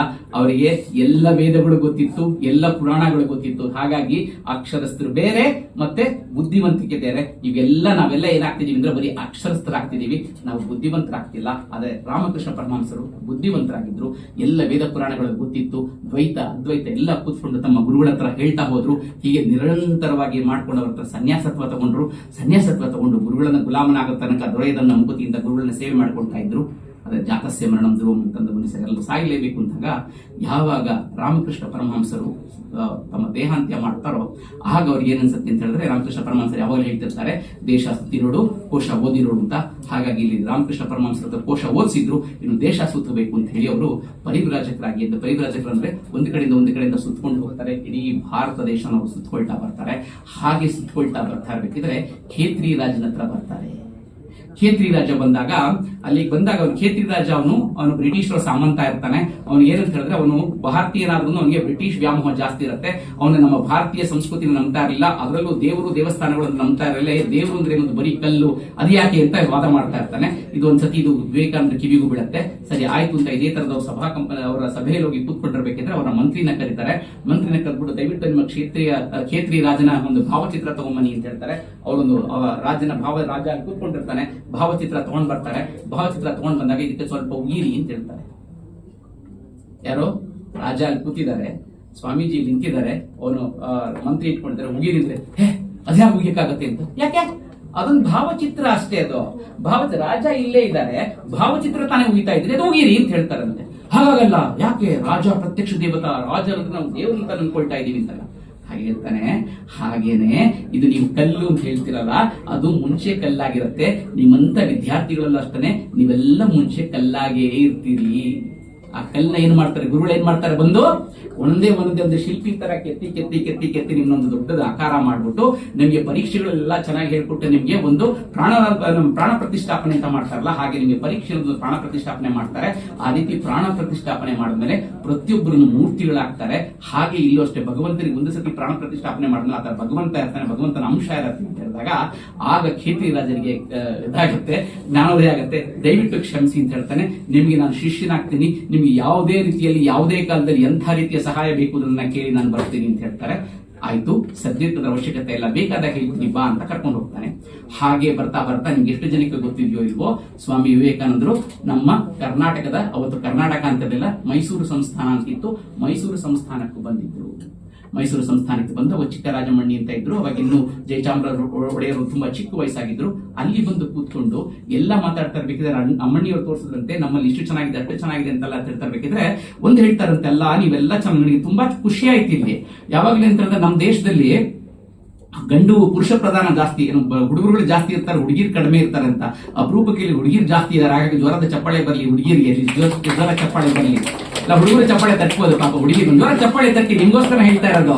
ಆದ್ರೆ ಅವತ್ತಿನ ದಿವಸ ಏನಾಗಿರುತ್ತೆ ಅಂದ್ರೆ, ಈ ರೀತಿಯಾದ ಕರ್ನಾಟಕದಲ್ಲಿ ಅಥವಾ ಮೈಸೂರು ಸಂಸ್ಥಾನದಲ್ಲಿ ಹುಡುಗಿಯರು 10ನೇ ಕ್ಲಾಸ್ ಬಂದು ಓದಕ್ಕೆ ಅವರಿಗೆ ಕಾಲೇಜೇ ಇರಲಿಲ್ಲ. ಹಾಗಾಗಿ ಅವತ್ತು ಮೈಸೂರು ರಾಜರಿಗೆ ಹೇಳ್ತಾರೆ, ಇಲ್ಲ ನೀವೊಂದು ಹುಡುಗಿರಿಗೊಂದು ಕಾಲೇಜ್ ಮಾಡಬೇಕು ಅಂತ ಹೇಳಿದಾಗ ಅವತ್ತಿನ ದಿವಸ ವಿವೇಕಾನಂದರ ಒಂದು ಆಜ್ಞೆಯ ಮೇಲೆಗೆ ಅಥವಾ ಕೋರಿಕೆಯ ಮೇಲೆಗೆ ಮೈಸೂರಿನಲ್ಲಿ ಮಹಾರಾಣಿ ಅಮ್ಮಣ್ಣಿ ಕಾಲೇಜ್ ಶುರು ಆಗತ್ತೆ. ಅದಾದ್ಮೇಲೆ ಅದು ಬೆಂಗಳೂರಿನಲ್ಲಿ ಆಗತ್ತೆ. ಹಾಗಾಗಿ ಇವತ್ತೇನಿಲ್ಲಿ ವಿದ್ಯಾರ್ಥಿನಿಯರು ನೀವೇನು ಇಲ್ಲಿ ಕೂತ್ಕೊಂಡು ಇಲ್ಲಿ ಶೇಷಾದ್ರಿಪುರಂ ಅಂತ ಕಾಲೇಜಲ್ಲಿ ಓದ್ತಾ ಇದ್ದೀರಿ ಅಂತ ಹೇಳಿದ್ರೆ ಅದಕ್ಕೂ ಸಹ ಕರ್ನಾಟಕದಲ್ಲಿ ಮೂಲ ರೂವಾರಿ ಅಂತ ಹೇಳಿದ್ರೆ ನಮ್ಮ ಸ್ವಾಮಿ ವಿವೇಕಾನಂದರು. ಜ್ವರದ ಚಪ್ಪಾಳೆ ಬರಲಿ ನಮ್ಮ ಮೈಸೂರು ಅರಸರಿಗೆ ಮತ್ತೆ ರಾಣಿ. ಅಲ್ಲಿಂದ ನಿಮ್ಗೆ ಎಷ್ಟು ಜನಕ್ಕೆ ಗೊತ್ತೋ ಇಲ್ವೋ, ಸ್ವಾಮಿ ವಿವೇಕಾನಂದರು ಬೆಂಗಳೂರಿಗೂ ಬಂದಿದ್ರು. ಇವತ್ತೇನು ನಾವು ಮೆಜೆಸ್ಟಿಕ್ ಅಂತ ನೋಡ್ತೀವಲ್ಲ, ಅಲ್ಲಿ ನಾವೇನು ಇಲ್ಲಿ ಇದು BTS ಬಸ್ ಸ್ಟ್ಯಾಂಡ್ ಇದೆಯಲ್ಲ, BTS ಬಸ್ ಸ್ಟ್ಯಾಂಡ್ ಮತ್ತೆ KSRTC ಬಸ್ ಸ್ಟ್ಯಾಂಡ್ ಇದೆಲ್ಲ ಇದೆಯಲ್ಲ, ಅದೆಲ್ಲ ಜಕ್ಕರಾಯನ ಕೆರೆ ಅಂತಿತ್ತು. ಆ ಕೆರೆಯಲ್ಲಿ ಅಂಗಣದಲ್ಲೇ ಕೂತ್ಕೊಂಡಲ್ಲಿ ಅವರೊಂದು ಕಲ್ಲು ಬೆಂಚಿನ ಮೇಲೆ ಕೂತ್ಕೊಂಡಿದ್ರು, ಬಂಡೆ ಮೇಲೆ ಕೂತ್ಕೊಂಡಿದ್ರು. ಅಲ್ಲಿ ಒಂದ್ ಸ್ವಲ್ಪ ಧ್ಯಾನ ಮಾಡಿದ್ರು. ಸೊ ಆ ಬಂಡೆ ಇವತ್ತಿಗೂ ಸಹ ನೀವು ಬಸವನಗುಡಿಯಲ್ಲಿರುವಂತಹ ರಾಮಕೃಷ್ಣ ಮಠದಲ್ಲಿ ನೋಡಬಹುದು, ರಾಮಕೃಷ್ಣ ಆಶ್ರಮದಲ್ಲಿ ನೋಡಬಹುದಾಗಿದೆ. ಅಂದ್ರೆ ವಿವೇಕಾನಂದರು ಅವತ್ತಿನ ಕಾಲದಲ್ಲೇ ನಮ್ಮ 1892 ಇಸ್ವಿಲಿ ಕರ್ನಾಟಕಕ್ಕೂ ಬಂದಿದ್ರು ಮತ್ತೆ ಬೆಂಗಳೂರಿಗೂ ಬಂದಿದ್ರು. ಅಲ್ಲಿಂದ ಬರ್ಬೇಕಿದ್ರೆ ತಮಿಳುನಾಡು ಕಡೆಯಿಂದ ಬರ್ತಾರೆ. ತಮಿಳುನಾಡು ಕಡೆಯಿಂದ ಬಂದ್ರೆ ನಮ್ಗೆಲ್ಲಾರು ಗೊತ್ತಾದ್ಮೇಲೆ ಇಲ್ಲಿ ಕನ್ಯಾಕುಮಾರಿಗೆ ಬರ್ತಾರೆ. ಕನ್ಯಾಕುಮಾರಿ ಅಂದ್ರೆ ಭಾರತ ಭೂಷಣ ಮಂದಿರ ಸುಂದರಿ ಅಂತ ಹೇಳಿದ್ರೆ ಅಲ್ಲಿ ಕನ್ಯಾಕುಮಾರಿಯಲ್ಲಿ 3 ತುದಿ, ಅಲ್ಲಿ 3 ಸಮುದ್ರಗಳು, ಯಾವ್ದು ಅರಬ್ಬಿ ಸಮುದ್ರ, ಬಂಗಾಳಕೊಲ್ಲಿ ಮತ್ತೆ ಹಿಂದೂ ಮಹಾಸಾಗರ 3 ಸೇರುತ್ತೆ. ಆ ತುದಿಲಿ ಬಂದು ಅಲ್ಲಿ ಕನ್ಯಾಕುಮಾರಿ ದೇವಸ್ಥಾನಕ್ಕೆ ನಮಸ್ಕಾರ ಮಾಡ್ಕೊಂಡು ಬರ್ತಾರೆ. ನಮಸ್ಕಾರ ಮಾಡ್ಕೊಂಡು ಬರ್ಬೇಕಿದ್ರೆ ಅವ್ರ ಕಣ್ಣಿಗೆ ಅಲ್ಲಿ ಕನ್ಯಾಕುಮಾರಿಯಿಂದ ಆ ತುತ್ತ ತುದಿಯಲ್ಲಿ ನಿಂತ್ಕೊಂಡ್ರೆ ಅಲ್ಲಿಂದ ಸುಮಾರು 1-1.5 ಕಿಲೋಮೀಟರ್ ದೂರದಲ್ಲಿ ಒಂದು ದೊಡ್ಡದಾದ ವಿಶಾಲವಾದ ಬಂಡೆ ಇರುತ್ತೆ. ಆ ಬಂಡೆಗೆ ಹೋಗ್ಬೇಕು ಅಂತ ಅನ್ಸುತ್ತೆ ಅವ್ರಿಗೆ. ಅವತ್ತಿನ ದಿವಸ ಅದು ಇದು ಏನೋ ಹುಣ್ಣಿಮೆ. ಅಬ್ಬರಗಳು ಜಾಸ್ತಿ. ಅಲ್ಲಿ ಕರ್ಕೊಂಡು ಹೋಗು ಅಂತ ಹೇಳ್ತಾರೆ. ಕರ್ಕೊಂಡು ಹೋಗ್ಬೇಕಿದ್ರೆ ದುಡ್ಡು ಕೇಳ್ತಾರೆ ಅವರು, ಇವರು ಯಾರು ದೋಣಿಗರು, ಅವ್ರ ನಮ್ಮ ಹತ್ರ ದುಡ್ಡು ಇರೋದಿಲ್ಲ ಅಂತ ಹೇಳ್ತಾರೆ. ಮತ್ತೆ ದುಡ್ಡಿಲ್ಲ ಅಂತ ಯಾಕೆ ಬಂದೆ ಅಂತ ಹೇಳ್ತಾರೆ. ಅದು ಅಲ್ಲದಲ್ಲೇ ಮತ್ತೆ ಇವತ್ತಲ್ಲಿ ಇಷ್ಟು ಕೊಟ್ಟರು ನಾನು ಹೋಗಕ್ಕಾಗೋದಿಲ್ಲ, ಯಾಕಂದ್ರೆ ತುಂಬಾ ಇದು ಅಬ್ಬರಗಳಿದೆ, ಹೋಗಕ್ಕಾಗಲ್ಲ ಅಂತ ಹೇಳ್ತಾರೆ. ಅಷ್ಟೇ ತನಂತೆ ಎಲ್ಲಾರು ನೋಡ್ತಾ ಇರ್ಬೇಕಿದ್ರೆ ಅವ್ರ ತಲೆಗೆ ಏನ್ ಕಟ್ಕೊಂಡಿರ್ತಾರ ಮುಂಡಾಸನ ತಗೊಂಡು ಇಲ್ಲಿಗೆ ಸೊಂಟಕ್ಕೆ ಕಟ್ಕೊಂಡು ಒಂದೇ ಸತಿ ತಾಯಿ ಇದನ್ನ ನೆನ್ಸ್ಕೊಂಡು ಸಮುದ್ರಕ್ಕೆ ಬೀಳ್ತಾರೆ. ಅಲ್ಲಿಂದ ಹೋಗ್ತಾ ನೋಡ್ತಾ ನೋಡ್ತಾ ನೋಡ್ತಾ ಎಲ್ಲ ನೋಡಿದ್ರೆ ಇನ್ನೇನು ಹುಚ್ಚಾನ ಸನ್ಯಾಸಿ ಸಾಯಕ್ಕೋಸ್ಕರ ಇಲ್ಲಿಂದ ಬಂದಿದ್ದಾನ ಅಂತ ನೋಡ್ತಾ ಇದ್ರೆ ಕೆಲವೇ ಕ್ಷಣಗಳಲ್ಲಿ ನೋಡ್ತಾ ನೋಡ್ತಾ ಕೆಲವೇ ನಿಮಿಷಗಳಲ್ಲಿ ಹೋಗಿ ಅಲ್ಲಿಗೆ ಆ ತುದಿಯಿಂದ ಏನು ಸಮುದ್ರ ತುದಿಯಿಂದ ಅಲ್ಲಿ ಗುಡ್ಡ ಇರ್ತಾರೆ, ಶಿಖರ ಇರ್ತಾರೆ, ಅಲ್ಲಿ ಹೋಗಿ ಕೂತ್ಕೊಳ್ತಾರೆ. ಅಲ್ಲಿ ಕೂತ್ಕೊಂಡು 3 ದಿನಗಳ ಕಾಲ ನಾನು ಭಾರತದಕ್ಕೆ ಅಂದ್ರೆ ಅವತ್ತಿನ ದಿವಸ ಬ್ರಿಟಿಷ್ ಸಾಮ್ರಾಜ್ಯ ಇರುತ್ತೆ, ಭಾರತದ ಅವನತಿ ಆಗ್ತಿರುತ್ತೆ, ಹಿಂದೂ ಸಂಸ್ಕೃತಿ ಎಲ್ಲ ಹಾಳಾಗ್ತಿರುತ್ತೆ. ಇದಕ್ಕೆ ಯಾವ ರೀತಿಯಾದ ಪರಿಹಾರ ಕಂಡು ಹಿಡ್ಕೋಬಹುದು ಅನ್ನೋದಕ್ಕೋಸ್ಕರ ಹಗಲು ರಾತ್ರಿ ನಿದ್ದೆ ಮತ್ತೆ ಊಟ ಏನು ಇಲ್ಲದೆ 3 ದಿನಗಳ ಕಾಲ ಅವರಲ್ಲಿ ಧ್ಯಾನ ಮಾಡ್ತಾರೆ. ಧ್ಯಾನ ಮಾಡಿದ್ಮೇಲೆ ಅವ್ರಿಗೊಂಥರ ಅವ್ರಿಗೊಂದು ಏನು ಜ್ಞಾನೋದಯ ಆಗುತ್ತೆ. ಜ್ಞಾನೋದಯ ಆದ್ಮೇಲೆ ವಾಪಸ್ ಬರೋದನ್ನೇ ಕಾಯ್ತಾ ಇರ್ತಾರೆ. ವಾಪಸ್ ಬಂದ ಮೇಲೆ ಅವ್ರು ತಿರ್ಗಾ ವಾಪಸ್ ನದಿಯಿಂದ ಅಲ್ಲಿ ಸಮುದ್ರದಲ್ಲಿ ದಾಟ್ಕೊಂಡು ಬಂದು ತಡಕ್ ಬಂದಿದ ತಕ್ಷಣ ಸುಮಾರು ಜನ ಅವ್ರಿಗೆ ಕಾಲಿಗೆ ಬಿದ್ದುಬಿಡ್ತಾರೆ. ಗೊತ್ತಾಗುತ್ತೆ ಅವ್ರಿಗೆ ಇವ್ರಿಗೆ ಏನೋ ಕ್ಷಾತ್ರ ತೇಜ ಇದೆ ಅಂತ. ಎಲ್ಲರೂ ಅವ್ರು ಶಿಷ್ಯರಾಗ್ತಾರೆ. ನಿಮ್ಗೆ ಏನ್ ಬೇಕಿದ್ರು ಮಾಡ್ಕೊಡ್ತೀವಿ ಅಂತಾರೆ. ಏನು ಬೇಡ, ನಾನು ಬೇಕಾದ ಕೇಳ್ಕೊಳ್ತೀನಿ ಅಂತ ಹಿಂಗೆ ಬರ್ತಾರೆ. ಇಷ್ಟರ ಮಧ್ಯದಲ್ಲಿ 1893 ಇಸ್ವಿಯಲ್ಲಿ ಅಲ್ಲೊಂದು ವಿಶ್ವಧರ್ಮ ಸಮ್ಮೇಳನ ಅಂತಿರುತ್ತೆ. ಅಮೆರಿಕದ ಚಿಕಾಗೋದಲ್ಲಿ ವಿಶ್ವಧರ್ಮ ಸಮ್ಮೇಳನ ಹೋಗ್ತಿರುತ್ತೆ. ಅಲ್ಲಿಗೆ ಭಾರತನ ಪ್ರತಿನಿಧಿಸೋರು ಯಾರಾದ್ರೂ ಹೋಗ್ಬೇಕು ಅಂತ ಯೋಚನೆ ಮಾಡ್ತಾ ಇರ್ಬೇಕಿದ್ರೆ ಆಗ ಇವ್ರಿಗೂ ವಿಷಯ ಗೊತ್ತಾಗುತ್ತೆ. ತಾವಲ್ಲಿಗೆ ಹೋಗ್ಬೇಕು ಅಂತ ಹೇಳಿದಾಗ ಅವರಿಗೆ ಖೇತ್ರಿ ಮಹಾರಾಜ ಸಹಾಯ ಮಾಡ್ತೀನಿ ಅಂತ ಹೇಳಿದ್ದಾರೆ. ಅವ್ರು ಮಾಡ್ತಾರೆ. ತಿರ್ಗಿ ನಮ್ಮ ಮೈಸೂರು ಮಹಾರಾಜ ಇದು ಮಾಡ್ತಾರೆ. ಮತ್ತೆ ಅವರ ಅವ್ರಿಗೆ ಮದ್ರಾಸ್ನಲ್ಲಿ ಅವ್ರಿಗೆ ಅಳಸಿಂಗಾಚಾರ ಅಂತ ಅವರ ಒಳ್ಳೆ ಶಿಷ್ಯ ಅಂತ ಅವರೆಲ್ಲ ಸೇರ್ಕೊಂಡು ಅವ್ರನ್ನ ಮಾಡಿ ಇದರಿಂದ ಮುಂಬೈ ಕಡೆಯಿಂದ ಅವ್ರನ್ನ ಕರ್ಕೊಂಡು ಹೋಗಿ ಅವ್ರನ್ನ ನದಿ ಸಮುದ್ರದಲ್ಲಿ ಕಳಿಸ್ಕೊಡ್ತಾರೆ. ಅವಾಗಿನ ದಿವಸ ಏನಂದ್ರೆ ಇವಾಗಿನ ಏರೋಪ್ಲೇನ್ಗಳೆಲ್ಲ ಇರಲಿಲ್ಲ. ಅವಾಗ ಸಮುದ್ರದಲ್ಲಿ ಹೋಗ್ತಾ ಇರ್ಬೇಕಾಯ್ತು. ಸಮುದ್ರದಲ್ಲಿ ಹೋಗ್ತಾ ಇರ್ಬೇಕಿದ್ರೆ 1 ದಿವಸ ಆಗುತ್ತೆ, 2 ದಿವಸ ಆಗುತ್ತೆ, 3 ದಿವಸ ಆಗ್ತಾ ಇರ್ಬೇಕಿದ್ರೆ ಪ್ರತಿ ದಿವಸ ಸಂಜೆ ಹೊತ್ತು ಬಂದು ಮೇಲ್ಗಡೆ ಬಂದು ಡೆಕ್ಕಲ್ಲಿ ಕೂತ್ಕೊಂಡು ನೋಡ್ತಾ ಇರ್ತಾರೆ. ಹಾಗೆ ನೋಡ್ತಾ ಇರ್ಬೇಕಿದ್ರೆ ಇನ್ನೊಬ್ಬ ಕೈಗಾರಿಕೋದ್ಯಮಿ, ಭಾರತದ ಕೈಗಾರಿಕೋದ್ಯಮಿ ನೋಡ್ತಿರ್ತಾರೆ. ಇಷ್ಟು ದಿವಸ ಸುಮ್ಮನೆ ಒಬ್ರೊಬ್ರು ನೋಡ್ತಾ ಇರ್ತಾರೆ. ಕೊನೆಗೆ ಒಂದ್ ದಿವಸ ಏನಾಗುತ್ತೆ ಅಂದ್ರೆ ಒಬ್ರೊಬ್ರು ಮಾತಾಡ್ಸ್ಕೊಳ್ಬೇಕು. ನೀವೇನಕ್ಕೆ ಬಂದಿದ್ರಿ, ನೀವ್ ಯಾತಕ್ಕೆ ಬಂದಿದ್ರಿ, ಹೇಳ್ತಾ ಇಲ್ಲ ನೋಡಿ ಈ ತರ ವಿಶ್ವಧರ್ಮ ಸಮ್ಮೇಳನ ಆಗ್ತಿದೆ, ಅಲ್ಲಿ ಭಾರತವನ್ನ ನಾನು ಪ್ರತಿನಿಧಿಸಿ ಹೋಗ್ತಾ ಇದ್ದೀನಿ. ಹೌದಾ, ಸರಿ, ನೀವ್ ಯಾತಕ್ಕೆ ಬರ್ತಿದ್ದೆ? ನಾನು ಭಾರತದಲ್ಲಿ ಒಬ್ಬ ಉದ್ಯಮಿ. ನನಗೆ ಏನಂತ ಹೇಳಿದ್ರೆ ನನಗೆಲ್ಲ ಟೆಕ್ನಾಲಜಿಗಳೆಲ್ಲ ಸಿಗ್ತಾ ಇಲ್ಲ, ಅದಕ್ಕೋಸ್ಕರ ನಾನು ಇಲ್ಲಿ ಬಂದು ಫಾರಿನಿಗೆ ಬಂದು ಟೆಕ್ನಾಲಜಿ ತಗೊಂಡು ಹೋಗೋದನ್ನ ಇಂಪ್ಲಿಮೆಂಟ್ ಮಾಡ್ತೀನಿ ಅಂತ. ಆಗ ಸ್ವಾಮಿ ಇವರು ಹೇಳ್ತಾರಂತೆ, ಅಲ್ಲ ನೀವು ಟೆಕ್ನಾಲಜಿ ಎಷ್ಟು ದಿವಸ ಅಂತ ಬೇರೆಯವ್ರ ಮೇಲೆ ಹೋಗ್ತಾ ಇರ್ತೀರಿ, ಅವ್ರು ಕೊಡೋ ಟೆಕ್ನಾಲಜಿ ನಿಮ್ಗೆ ಯಾತಕ್ಕೆ, ನಾವೇ ಯಾಕೊಂದು ರಿಸರ್ಚ್ ಸೆಂಟರ್ ಮಾಡಬಾರ್ದು, ನಾವೇ ಯಾಕೊಂದು ಸಂಶೋಧನಾ ಕೇಂದ್ರ ಮಾಡಬಾರ್ದು ಅಂದಾಗ ಆ ಉದ್ಯಮಿ ಹೇಳ್ತಾರಂತೆ, ನಿಮ್ಗೆಲ್ಲ ಸನ್ಯಾಸಿಗಳು ನಿಮ್ಗೆಲ್ಲ ಏನು ಅರ್ಥ ಆಗಲ್ಲ ಬಿಡಿ ನಿಮ್ಗೆ ಅಂತ ಹೇಳಿದ್ರಂತೆ. ಸರಿ, ಸ್ವಾಮೀಜಿಗಳು ಇವರು ಏನ್ ಹೆಸರು ಹೇಳ್ಕೊಳ್ಳಿಲ್ಲ, ಅವ್ರು ಹೇಳ್ಕೊಳ್ಳಿಲ್ಲ. ಆಮೇಲೆ ಅವ್ರದ್ದು ಬಂತು, ಅವ್ರು ಅಲ್ಲಿಂದ ಹಿಡ್ಕೊಂಡು ಹೊರಟೋದ್ರು. ಅದಾದ್ಮೇಲೆ ಸ್ವಾಮೀಜಿಗಳು ಅಮೆರಿಕಾಗೆ ಹೋದ್ರು. ಅಮೆರಿಕಾಗೆ ಹೋದ್ರೆ ಅವ್ರು ಹೋಗಿದ್ ಸುಮಾರು ಒಂದು 4-5 ತಿಂಗಳು ಮುಂಚೆನೆ ಸೇರ್ಕೊಂಡ್ಬಿಟ್ಟಿದ್ರಿಂದ ಅವ್ರ ಹತ್ರ ಹೋಗಿದ್ದ ಎಲ್ಲ ಹಣಗಳೆಲ್ಲ ಖರ್ಚಾಗೋಗಿತ್ತು. ಇದ್ರ ಮಧ್ಯೆ ಅವ್ರ ಇದ್ದಂತ ಏನು ಅಲ್ಲಿಗೆ ಇದಕ್ಕೆ ಧರ್ಮ ಸಮ್ಮೇಳನಕ್ಕೆ, ವಿಶ್ವ ಧರ್ಮ ಸಮ್ಮೇಳನಕ್ಕೆ ಹೋಗ್ಬೇಕಂತ ಪರ್ಮಿಷನ್ ಲೆಟರ್ ಇರ್ತಾರೆ, ಅದನ್ನ ಎಲ್ಲೋ ಕಳ್ಕೊಂಡ್ಬಿಟ್ಟಿರ್ತಾರೆ. ಕಳ್ಕೊಂಡಿರ್ಬೇಕಾದ್ರೆ ಏನ್ ಮಾಡ್ಬೇಕು ಅಂತ ಹೇಳ್ತಿರ್ಬೇಕಿದ್ರೆ ಅವರ ಕ್ಷಾತ್ರ ಮತ್ತೆ ತೇಜ ನೋಡಿ ಯಾರೋ ಒಂದು ಫಾರಿನರ್ ಒಬ್ಳು ಕರ್ಕೊಂಡು ಹೋಗ್ತಾಳೆ ಅವ್ರ ಮನೆಗೆ. ಕರ್ಕೊಂಡೋಗಿ ಅವ್ರ ಹತ್ರ ಮಾತಾಡ್ತಾಳೆ. ಮಾತಾಡಿದ್ಮೇಲೆ ಅವ್ರಿಗೆ ಇರೋ ಕ್ಷಾತ್ರ ಮತ್ತೆ ಅವ್ರಿಗೆ ಇರೋ ಜ್ಞಾನ ಎಲ್ಲ ತಿಳ್ಕೊಂಡು ಏನ್ ಮಾಡ್ತಾರೆ ಅಂದ್ರೆ ಪ್ರತಿ ದಿವಸ ಅವಳ ಕರ್ಕೊಂಡ್ಬಂದು ಪ್ರತಿ ದಿವಸ ಅವಳ ಅಪಾರ್ಟ್ಮೆಂಟ್ ಅಲ್ಲಿ ಒಂದು 10-20 ಜನ ಕರೀರಿ, ನೋಡಿ ಬನ್ನಿ ಇಲ್ಲೊಬ್ರು ಬಂದಿದ್ದಾರೆ, ಭಾರತದಿಂದ ಬಂದಿದ್ದಾರೆ, ತುಂಬಾ ಚೆನ್ನಾಗಿ ಮಾತಾಡ್ತಾರೆ, ಬನ್ನಿ ಅಂತ ಕರ್ಕೊಂಡ್ಬರ್ತಿರ್ತಾರೆ. ಕರ್ಕೊಂಡ್ಬರ್ತಾ ಇರ್ಬೇಕಿದ್ರೆ ಹಾಗೆ ಕರ್ಕೊಂಡು ಮಾತಾಡ್ತಾ ಇರ್ಬೇಕಿದ್ರೆ ಅದೃಷ್ಟನ ಏನಾಗುತ್ತೆ ಅಂತ ಹೇಳಿದ್ರೆ ಆ ವಿಶ್ವದ ಧರ್ಮ ಸಮ್ಮೇಳನ ಮಾಡ್ತಿರ್ತಾರಲ್ಲ ಅದರ ಒಬ್ಬರ ಸದಸ್ಯರೊಬ್ರು ಇರ್ತಾರಲ್ಲ ಅವರು ಸಹ ಅವತ್ತು ಬರ್ತಾರೆ.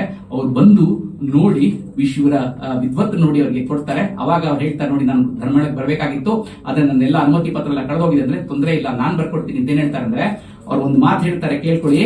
ಇಡೀ ಅಮೆರಿಕಾದಲ್ಲಿರುವಂತಹ ಎಲ್ಲ ವಿದ್ವಾಂಸರನ್ನ ಒಂದು ತಕ್ಕಡಿಯಲ್ಲಿ ಹಾಕಿ ಇವರೊಬ್ಬರನ್ನ ಒಂದು ತಕ್ಕಡಿಯಲ್ಲಿ ಹಾಕಿದ್ರೆ ಇವರೇ ಜಾಸ್ತಿ ತೂಗ್ತಾರೆ ಅಂತ ಹೇಳ್ತಾರೆ. ಜೋರಾದ ಚಪ್ಪಾಳೆ ಬರಲಿ. ಯಾರು ನಮ್ಮನ್ನ ಇವರು ದಾಸ್ಯದವರು ಏನು ಗೊತ್ತಿಲ್ಲ, ಇವ್ರು ಹಾವಾಡಿಗಿರೋ ದೇಶ, ಅವ್ರಿಗೆ ಬಟ್ಟೆ ಹಾಕೊಳಕ್ ಬರಲ್ಲ, ಆ ತರ ಅಂತ ಹೇಳ್ತಾ ಇದ್ದವ್ರನ್ನ ಅಲ್ಲಿ ಇವ್ರು ನಮ್ಮವರು ಅವ್ರನ್ನ ಆಡ್ಕೊಳ್ತಾ ಇರ್ಬೇಕಿದ್ರೆ ಇವ್ರಿಗೆ ಏನು ಗೊತ್ತಿಲ್ಲ ಅಂತ ನಮ್ಮವ್ರನ್ನೇ ಆಡ್ಕೊಳ್ತಿರ್ಬೇಕಿದ್ರೆ ಅಲ್ಲಿ ಅವ್ರು ಏನ್ ಮಾಡ್ತಾರೆ ಅಂದ್ರೆ ಇವ್ರಿಗೆ ಅಷ್ಟು ವಿದ್ವತ್ ಇದೆ ಅಂತ ಹೇಳಿ ಅವರೊಂದು ಲೆಟರ್ ಬರ್ಕೊಡ್ತಾರೆ. ಅದಾದ್ಮೇಲೆ ಅಲ್ಲಿ ಹೋಗ್ತಾರೆ. 1893 ಇಸ್ವಿ ಸೆಪ್ಟೆಂಬರ್ 11ನೇ ತಾರೀಕು ಅವತ್ತಿನ ದಿವಸ ವಿಶ್ವಧರ್ಮ ಸಮ್ಮೇಳನ. ಹೋಗಿ ಕೂತ್ಕೊಳ್ತಾರೆ. ದೊಡ್ಡದಾದ ಸಮ್ಮೇಳನ ಎಲ್ಲ ಕೂತ್ಕೊಳ್ತಿರ್ಬೇಕಿದ್ರೆ ಮಾತಾಡೋದಕ್ಕೆ ನಿಮ್ಗೊಂದು 5 ನಿಮಿಷ ಸಮಯ ಕೊಡ್ತೀವಿ, ಮಾತಾಡಿ ಅಂತ ಹೇಳ್ತಾರಂತೆ. ಅದುವರೆಗೂ ಅವರು ಸ್ವಾಮೀಜಿಗಳು ಬರೀ ಒಂದು 10, 20, 30, 100, 200 ಜನನ ಮಾಡಿದ್ರು. ಅಷ್ಟೊಂದು ಸಾವಿರಾರು ಜನ ನೋಡಿಲ್ಲ. ಈಗ ಬೇಡ ಆಮೇಲೆ ಮಾಡ್ತೀನಿ ಅಂತಂದ್ರೆ, ಈಗ ಬೇಡ ಆಮೇಲೆ ಮಾಡ್ತೀನಿ, ಈಗ ಬೇಡ ಆಮೇಲೆ ಮಾಡ್ತೀನಿ ಅಂದ್ರೆ ಅಷ್ಟೊತ್ತಾಗ್ಲೇ ಸಂಜೆ ಆಗಿತ್ತು. ಕಡೆಗೆ ಅವ್ರು ನಿರೂಪಕರು ಬಂದು ಹೇಳ್ತಾರೆ ಅಂದ್ರೆ, ನೋಡಿ ಇವತ್ತಿನ ದಿವಸ ಇದೇ ಕಡೆ, ಆಮೇಲೆ ನಾಳೆ ನಿಮ್ಗೆ ಸಿಗತ್ತೋ ಇಲ್ವೋ ಗೊತ್ತಿಲ್ಲ, ಮಾಡಾಗಿದ್ರೆ ಇವಾಗ ಮಾತಾಡಿ ಅಂದ್ರಂತೆ. ವಿಧಿ ಇಲ್ಲ, ಮಾತಾಡ್ಲೇಬೇಕು ಅಂತ ಅವರು ತಮ್ಮ ನಿಲುವಂಗಿನೆಲ್ಲ ಸರಿ ಮಾಡ್ಕೊಂಡು ಬಂದು ನಿಂತ್ಕೊಂಡಿರುತ್ತೆ.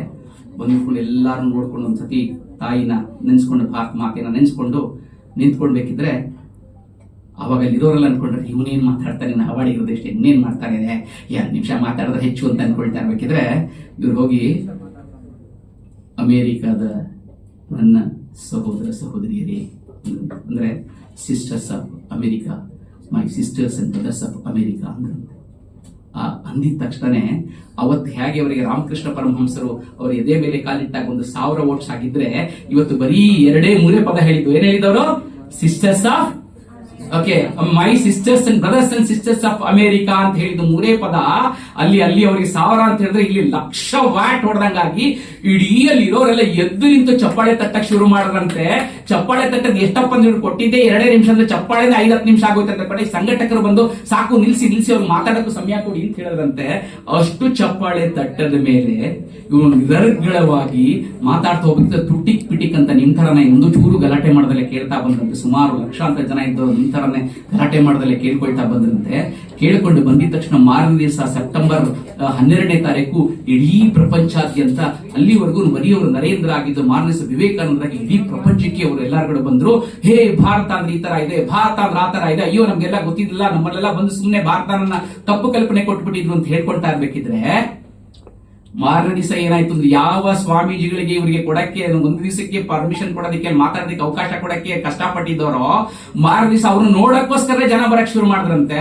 ಕೊನೆಗೆ ಏನಂತ ಹೇಳಿದ್ರೆ ಇನ್ನೂ ಒಂದು ತಿಂಗಳ ಕಾಲ 1-2 ತಿಂಗಳ ಕಾಲ ಆ ಸಮ್ಮೇಳನದಲ್ಲಿ ಪ್ರತಿ ದಿವಸನೂ ಅದು ವಿಶೇಷ ಆಕರ್ಷಣೆ ಇವತ್ತು ಸ್ವಾಮಿ ವಿವೇಕಾನಂದರ ಭಾಷಣ ಇದೆ ಅಂತ ಹೇಳಿದ್ರಂತೆ. ಅಂದ್ರೆ ಸ್ವಾಮಿ ವಿವೇಕಾನಂದರ ಭಾಷಣ ಕೇಳಕ್ಕೆ ಬರ್ತಿದ್ರಂತೆ. ಅದಕ್ಕೋಸ್ಕರ ಏನ್ ಮಾಡೋರು ಅಂತ ಹೇಳಿದ್ರೆ ಫಸ್ಟ್ ಇಟ್ಬಿಟ್ರೆ ಕೇಳ್ಕೊಂಡು ಹೊಟ್ಟೋಗ್ಬಿಡ್ತಾರ ಅಂದ್ಬಿಟ್ಟು ಕಡೆಗೆ ಬೇಕು ಅಂತ ಕೊನೆಯಲ್ಲಿ ಇರ್ತಿದ್ರಂತೆ.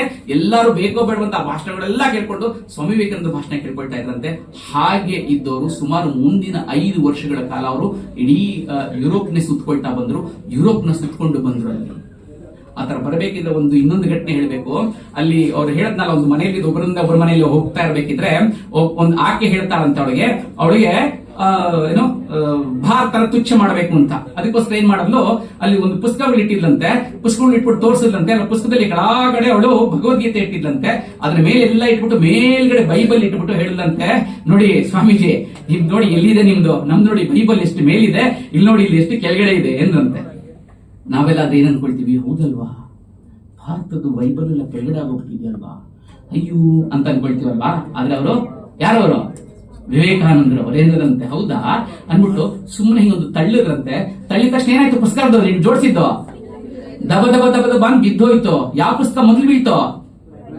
ಮೇಲ್ಗಡೆ ಇರೋ ಪುಸ್ತಕ ಮೊದಲು ಬಿತ್ತು, ಕೆಳಗಡೆ ಇರೋ ಪುಸ್ತಕ ಅಲ್ಲೇ ಇತ್ತು. ಆಗ ಹೇಳಿದಂತೆ ತಿರುಗಿ ನಂಬಿಟ್ಟು, ನೋಡಮ್ಮ ನೀ ಹೇಳಿ ಸರಿ, ಇಡೀ ಪ್ರಪಂಚಕ್ಕೆ ಅಡಿಪಾಯ ಅಂದ್ರೆ ವಿಶ್ವಗುರು ಅಂದ್ರೆ ನಮ್ಮ ಸನಾತನ ಸಂಸ್ಕೃತಿ. ನಮ್ಮ ಸನಾತನ ಸಂಸ್ಕೃತಿ, ನಮ್ಮ ಭಗವದ್ಗೀತೆ ಇಡೀ ಪ್ರಪಂಚಕ್ಕೆ ದೊಡ್ಡದು. ಅದನ್ನ ನೋಡಿ ನೀನೇ ತೋರ್ಸ್ಕೊಟ್ಬಿಟ್ಟೆ, ನಿನಗೊಂದು ಅಭಿನಂದನೆ ಅಂತ ನಮಸ್ಕಾರದ ಚಪ್ಪಾಳೆ ತಟ್ಟಿದ್ರಂತೆ. ಆಗ ಅವಳಿಗೆ ಅನಿಸ್ತದೆ, ಇಂಥವ್ರನ್ನ ನಾನು ತಪ್ಪು ಮಾಡ್ಕೊಂಡ್ಬಿಟ್ನಲ್ಲ ಅಂತ. ಆಮೇಲೆ ಇನ್ನೊಂದು, ಸಹಜವಾಗಿ ಎಲ್ಲ ಕಾಲೇಜ್ ಮಕ್ಕಳದ್ದು ಯಾರೋ ಒಬ್ಬ ಹುಡುಗ ತುಂಬಾ ಚೆನ್ನಾಗಿರ್ತಾನೆ, ತುಂಬಾ ಚೆನ್ನಾಗಿದ್ದಾನೆ ಅಂತ ಹುಡುಗ ನೋಡಿ ಆ ಹುಡುಗನ್ ನೋಡಿ ಇಷ್ಟಪಡ್ಬೋದು ಅಲ್ವಾ, ಸಹಜ ಅಲ್ವಾ ನಿಮ್ಗೆ? ಅದೇ ತರ ಅಲ್ಲಪ್ಪ ಹುಡುಗ ನೋಡ್ತಾನೆ, ಯಾವ್ದೋ ಹುಡುಗಿ ತುಂಬಾ ಚೆನ್ನಾಗಿದ್ದಾಳಪ್ಪ, ಅವಳು ಕನ್ನಡ ಹಾಕೊಂಡ್ರೆ ಹುಡುಗಿ ತುಂಬಾ ಚೆನ್ನಾಗಿದ್ದಾಳೆ, ಹೈ ನೋಡೋಣ ಅಂತ ಹೇಳ್ಬಿಟ್ಟು ಹೈ ಅಂತ ಹೇಳುವಂತ ಅವನು ಇಷ್ಟ ಕೇಳ್ಬೋದು, ಹೌದಲ್ವಾ? ಸಹಜ ಇದು, ಸಹಜ ಇದು. ಹಾಗೇನೆ ಅವಳಿಗೆ ಏನಿಸುತ್ತೆ ಅಂತ ಹೇಳಿದ್ರೆ, ಸ್ವಾಮೀಜಿಗಳು ನಾನು ಮದುವೆ ಆಗ್ಬಿಡ್ಬೇಕು ಅಂತ. ಹೇಗೆ ಕೇಳೋದಿದು? ಹೋಗ್ಬಿಟ್ಟು ಒಂದ್ಸತಿ ಧೈರ್ಯ ಮಾಡಿ ಕೇಳ್ಬಿಡ್ತಾರಂತೆ, ಸ್ವಾಮೀಜಿ ನಾನು ನಿಮ್ಮನ್ನ ಮದುವೆ ಆಗ್ಬಿಡ್ಬೇಕು ಅಂತ. ಯಾಕೆ ನಿನ್ನ ಮದುವೆ ಆಗ್ಬೇಕು ಅಂತ ಕೇಳ್ತಾರೆ. ಅದು ನೋಡಿ ತುಂಬಾ ಚೆನ್ನಾಗಿದೆ. ಯಾಕೆ ನಿನ್ನ ಮದುವೆ ಆಗ್ಬೇಕು ಅಂತ ಕೇಳ್ತಾಳೆ.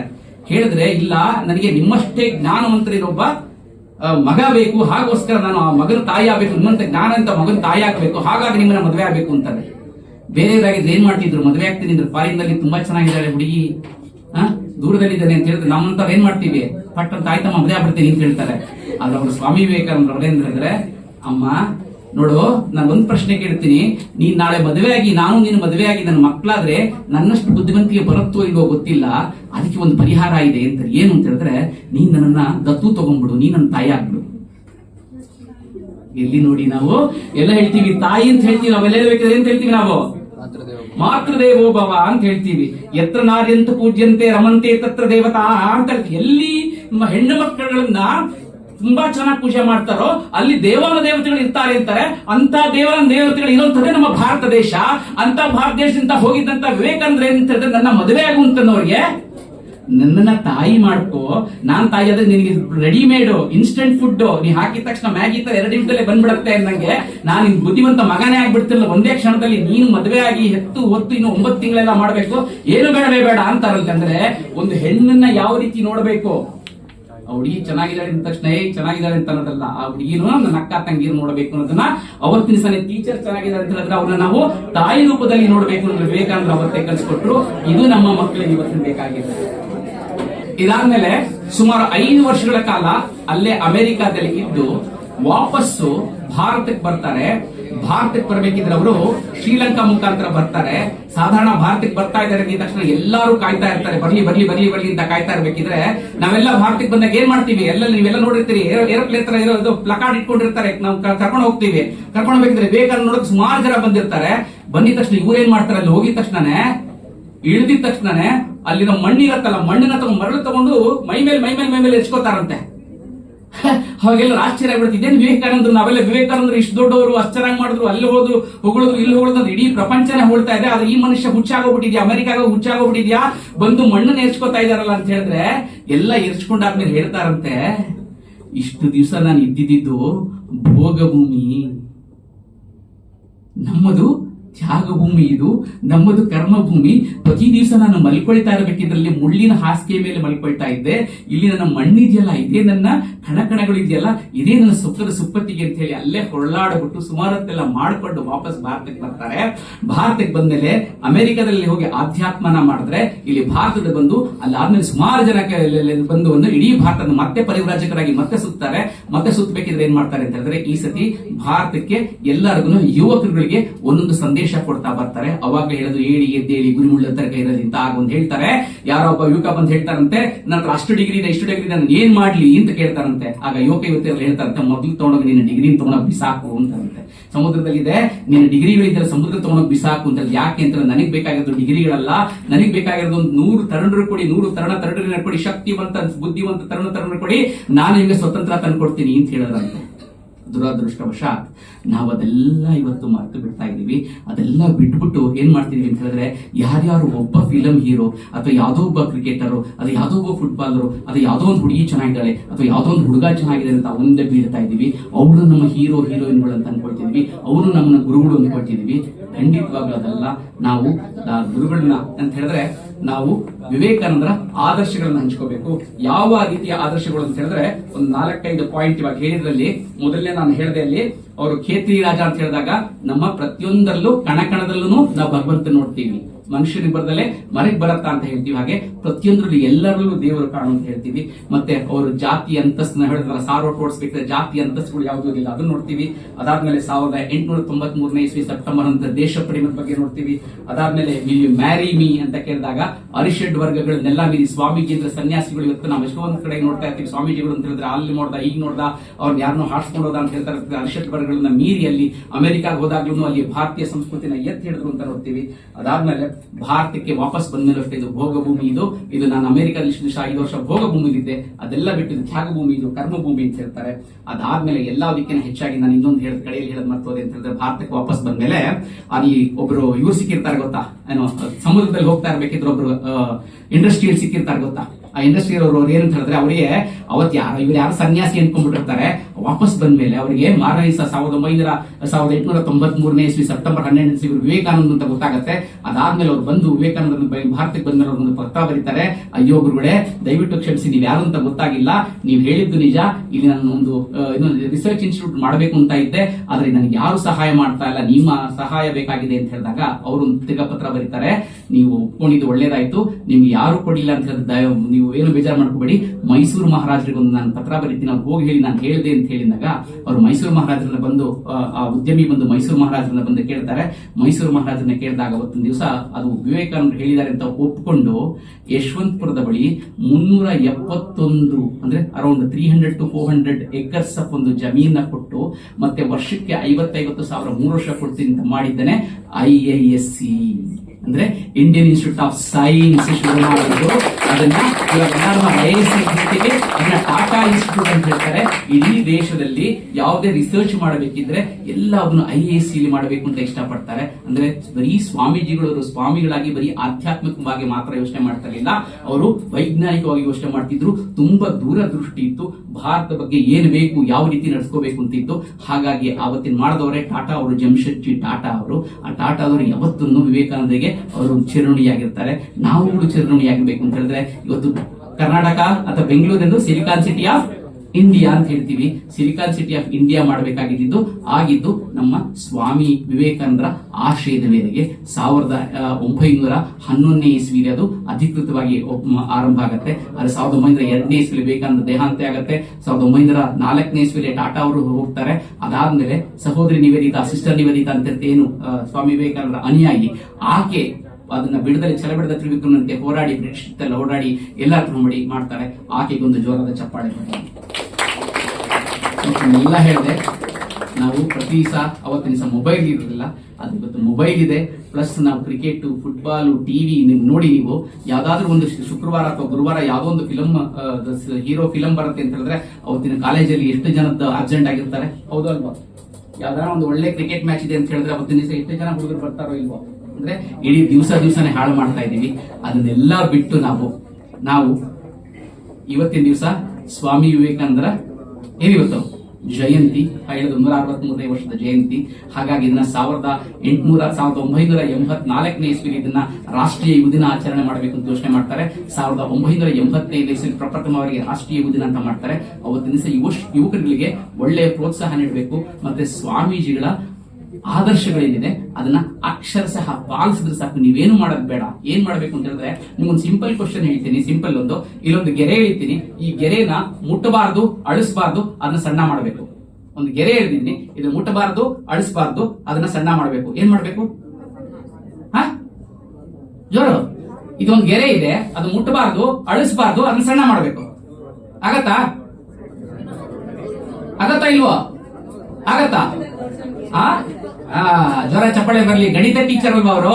ಗಣಿತ ಟೀಚರ್ ಅವರು ತುಂಬಾ ಬುದ್ಧಿವಂತರು. ಅವರು ಹೇಳಿದ್ರು ಏನಂದ್ರೆ, ಇಲ್ಲೊಂದು ಗೆರೆ ಇದೆ, ಮುಟ್ಟಬಾರ್ದು, ಅಳಿಸಬಾರ್ದು ಅಂದ್ರೆ ಪಕ್ಕದಲ್ಲಿ ಒಂದು ದೊಡ್ಡ ಗೆರೆ ಎಳಿಬೇಕು. ಅಷ್ಟೇನೆ ನಾವು ಏನ್ ಹೇಳ್ತೀರೋ ಅಂತ ಹೇಳಿದ್ರೆ, ಏನು ಕಷ್ಟಗಳು ಬರ್ತಾನೆ ಇರುತ್ತೆ, ಕಷ್ಟಗಳು ಬರ್ತಾ ಇರುತ್ತೆ. ಆ ಕಷ್ಟಗಳು ನಾವ್ ಏನ್ ಮಾಡ್ಬೇಕು ಅಂತ ಹೇಳೋದನ್ನ ಸಮರ್ಥವಾಗಿ ಎದುರಿಸಬೇಕು ಅಂದ್ರೆ ನಾವು ಒಂದು ಬಲಿಷ್ಠರಾಗಬೇಕು. ಕಡೆಯದಾಗಿ ಒಂದೇ ಒಂದು ಪ್ರಸಂಗ ಹೇಳ್ಬಿಟ್ಟು ಇವತ್ತಿನ ಮಾತನ್ನ ಮುಗಿಸ್ತಾ ಇದ್ದೀನಿ. ಅವ್ರೇಂತ ಒಂದು ನಿಮಿಷ ಕಡೆಯದಾಗಿ ಒಂದೇ ಒಂದು ಹೇಳ್ತಾ ಇದ್ದೀನಿ. ಪರಿವ್ರಾಜಕರಾಗಿ ಬರ್ತಾ ಇರ್ಬೇಕಂದ್ರೆ ಕಾಶಿಗೆ ಬಂದ್ರಂತೆ. ಸೊ ಕಾಶಿಗೆ ಬರ್ಬೇಕಿದ್ರೆ ಅವ್ರು ಧ್ಯಾನ ಮಾಡ್ತಾ ಇದ್ರು.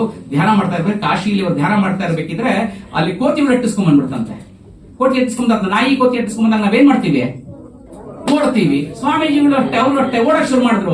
ಮೊದ್ಲೇವ್ರು ಜೋರ ಓಡಿದ್ರು, ಕೋತಿಗಳು ಇಟ್ಟಿಸ್ಕೊಂಡ್ಬಂದ್ರು. ಇನ್ನೂ ಜ್ವರ ಹೊಡೆದ್ರು. ಹೀಗೆ ಹೋಗ್ತಾ ಇರ್ಬೇಕಿದ್ರೆ ಅಲ್ಲೊಬ್ಬ ಸನ್ಯಾಸಿ ಕೂತಿದ್ದಂತೆ. ಸನ್ಯಾಸಿ ಕೂತ್ಕೊಂಡು ನಿಂತ್ಕೋ ಹುಡುಗ ಅಂದಂತೆ. ಅಯ್ಯೋ ಕೋತಿ ಎಟ್ಟಿಸ್ಕೊಂಡ್ಬರ್ತೆ. ನಿಂತ್ಕೋ ನೀನು ಅಂತ ಹೇಳಿದ್ರೆ. ನಿಂತ್ಕೋ ಏಕೆ ಅಂದ್ರೆ ಕೋತಿ ಎಟ್ಟಿಸ್ಕೊಂಡ್ ಬರ್ತಿದೆ ನೋಡು, ಅಲ್ಲೊಂದು ಕೋಲಿ ಎತ್ಕೋ ಅಂತ ಹೇಳಿದೆ. ಕೋಲಿ ಎತ್ಕೋ, ಸುಮ್ನೆ ತಿರುಗು ಅಂತ ಹೇಳಿದಂತೆ. ಕೋತಿ ತಿರುಗದಂತೆ. ಯಾವಾಗ ಇವ್ರು ನಿಂತ್ಕೊಂಡ್ರು ಕೋತಿ ನಿಂತ್ಕೊಳ್ತಂತೆ. ಯಾವಾಗ ತಿರುಗಿಸೋದು ತಿಂದೆ ತಿರುಗಿಸಂತೆ. ಸುಮ್ನೆ ಹೊಡಿಬೇಡ, ಸುಮ್ನೆ ಒಂದು ಹೊಡಿಯಂಗೆ ನೀನು ನಡ್ಸು ಅಂತ ಹೇಳಿದ್ರೆ. ಹೊಡಿಯಂಗೆ ಅಂದ್ರೆ ಕೋತಿಗಳು ಓಡೋದ್ರಂತೆ, ಅಟ್ಟಿಸ್ಕೊಂಡೋಗಿ ಓಡೋದ್ರಂತೆ. ಅಂದ್ರೆ ನಮ್ಮ ಜೀವನದಲ್ಲಿ ಬರೋ ಕಷ್ಟಗಳು ಅದೇ ರೀತಿ. ನಾವು ಕಷ್ಟಗಳನ್ನ ಏನ್ ಮಾಡ್ತೀವಿ ಅಂದ್ರೆ, ನಮ್ಮ ಕಷ್ಟ ಅನ್ಕೊಂಡು ನಾವು ಹೋಗ್ತಾ ಇದ್ರೆ ಕಷ್ಟಗಳು ಏನಾಗ್ತಿರುತ್ತೆ, ನಮ್ಮಿಂದ ಕಷ್ಟಗಳು ಬರ್ತಾನೆ ಇರುತ್ತೆ. ಆದ್ರೆ ನಾವೇನ್ ಮಾಡ್ಬೇಕು ಅಂದ್ರೆ, ಸಬ್ಜೆಕ್ಟ್ ಕಷ್ಟ, ಮ್ಯಾಥಮೆಟಿಕ್ಸ್ ಕಷ್ಟ, ಬಯಾಲಜಿ ಕಷ್ಟ, ಹಿಸ್ಟ್ರಿ ಕಷ್ಟ ಅಥವಾ ಅಕೌಂಟೆನ್ಸಿ ಕಷ್ಟ ಯಾವುದು ಕಷ್ಟ ಅಲ್ಲ ಅಂತ ನಾವು ಕಷ್ಟ ಅನ್ಕೊಂಡ್ರೆ ಕಷ್ಟನೇ ಆಗ್ತಿರುತ್ತೆ. ಅದೆಲ್ಲ ಸೆರಗಲ್ಲಿ ಇಟ್ಕೊಂಡ್ರೆ ಕೆಂಡಿರ್ತಾರ. ಹಾಗಾಗಿ ನಾವೇನ್ ಮಾಡ್ಬೇಕು ಅಂದ್ರೆ, ಸಮರ್ಥವಾಗಿ ಸ್ವಾಮೀಜಿಗಳಿಂದ ಕಲ್ತ್ಕೊಳ್ಬೇಕು ಅಂತ ಹೇಳಿದ್ರೆ ಸಮರ್ಥವಾಗಿ ನಿಂತ್ಕೋಬೇಕು, ಎದುರಿಸಿ ಗೆಲ್ಲಬೇಕು. ಗೆಲ್ದು ನಾವೆಲ್ಲರೂ ನಾಳೆ ಒಂದು ದಿವಸ ಇದೇ ರೀತಿಯ ಸ್ವಾಮಿ ವಿವೇಕಾನಂದರ ಆದರ್ಶಗಳನ್ನ ಪಡ್ಕೊಂಡು ಒಂದು 100 ಲಕ್ಷಾಂತರ ಸ್ವಾಮಿಗಳಾಗಿ ನಾಳೆ ಭಾರತವನ್ನ ವಿಶ್ವಗುರುವಾಗಿ ಮಾಡಬೇಕು ಅಂತ ಹೇಳ್ತಾ ಇವತ್ತಿನ ನನ್ನ ಮಾತನ್ನ ಮುಗಿಸ್ತಾ ಇದ್ದೀನಿ. ಈ ಅವಕಾಶ ಕೊಟ್ಟಂತ ಶೇಷಾದ್ರಿಪುರಂ ಕಾಲೇಜಿನ ಎಲ್ಲ ಆಡಳಿತ ವರ್ಗದವರಿಗೂ ಮತ್ತೆ ABP ಅವರಿಗೂ ನಾನು ಹೃತ್ಪೂರ್ವಕವಾದ ಧನ್ಯವಾದಗಳನ್ನು ಅರ್ಪಿಸ್ತಾ ನಾನು ಈ ಮಾತನ್ನು ಮುಗಿಸ್ತಾ ಇದ್ದೀನಿ. ಎಲ್ಲರಿಗೂ ನಮಸ್ಕಾರ.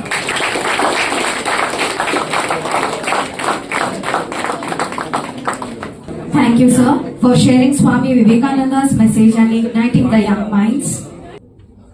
भारत माता की जय, भारत माता की जय, वंदे मातरम, वंदे मातरम. बोलो ಭಾರತ್ ಮಾತಾಗೆ ಜೈ ಹೀಗೆ ಹೇಳಿದ್ರಲ್ವಾ, ಇದು ಇನ್ನೊಂದ್ ತರ ಹೇಳ್ಬೋದು. ನೀವು ಇಷ್ಟೇ ಜನ ಇದ್ರಿ, ಎಷ್ಟು ಜನ ಇದ್ರಿ ಇಲ್ಲಿ? ನೀವು 100-105 ಜನ ಇದ್ರಲ್ವಾ? 150. ನಾನೊಬ್ಬ. ನಾನು ಒಂದ್ಸತಿ ಹೇಳ್ತೀನಿ, ಈ ಒಂದು ಯಾರು ಜೋರಾಗಿ ಹೇಳ್ತಾರೆ ಅಂತ, ಆಯ್ತಾ? ಕಾಲೇಜ್ ಇದೆ, ಆದ್ರೂ ಬೋಲೋ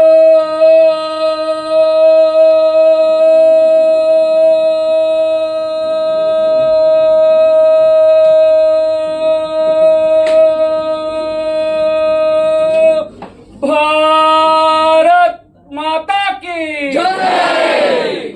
ಯಾರು ಜೋರಿತ್ತು? ನಮ್ದೇ ಜೋರಿತ್ತು. ಯಾಕೆ ಅಂತ ಹೇಳಿದ್ರೆ ಪ್ರತಿ ದಿವಸ ಯೋಗಾಸನ ಮಾಡಿ, ಪ್ರತಿ ದಿವಸ ನೀವು ಪ್ರಾಣಾಯಾಮ ಅಭ್ಯಾಸ ಮಾಡಿ, ಮುಂದಿನ ಸತಿ ನಂಗಿನ ಜೋರಾಗಿ ಹೇಳ್ತೀರಿ ಅಂತ ಇವತ್ತಿನ ಕಾರ್ಯಕ್ರಮ ಮುಗಿಸಿದೆ. ಎಲ್ಲರೂ ನಮಸ್ಕಾರ. ಇಂತಹ ಮತ್ತಷ್ಟು ಕುತೂಹಲ ಮಾಹಿತಿಗಾಗಿ ನಮ್ಮ ಚಾನಲನ್ನು ಲೈಕ್ ಮಾಡಿ, ಶೇರ್ ಮಾಡಿ ಮತ್ತು ಸಬ್ಸ್ಕ್ರೈಬ್ ಆಗೋದನ್ನು ಮರಿಬೇಡಿ. ಅದೇ ರೀತಿ ಇಷ್ಟ ಆಗಿತ್ತು ಅಂತ ಹೇಳಿದ್ರೆ ಶೇರ್ ಮಾಡೋದನ್ನು ಸಹ ಮರಿಬೇಡಿ. ಏನಂತೀರಿ?